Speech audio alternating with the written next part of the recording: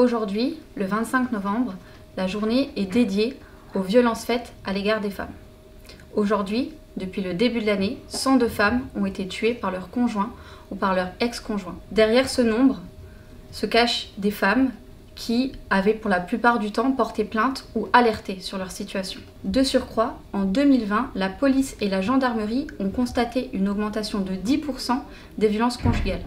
87% concernent des femmes. Que cette évolution vienne de la libération de la parole des femmes ou d'une augmentation réelle des violences faites au sein du domicile conjugal, il est inacceptable.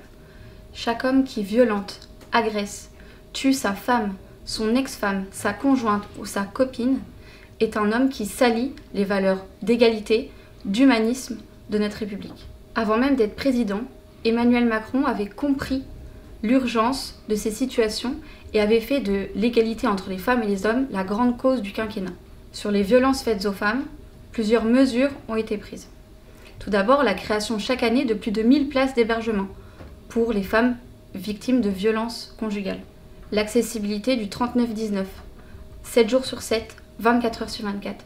Et la possibilité également de faire part de sa situation en pharmacie ou sur un site internet. Les enfants sont à présent considérés comme co-victimes et pour les protéger, le Parlement a voté la suspension du droit d'hébergement pour les parents violents.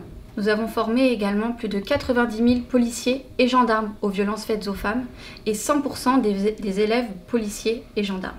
La mise à disposition de plus de 3000 téléphones grave danger d'ici début 2022.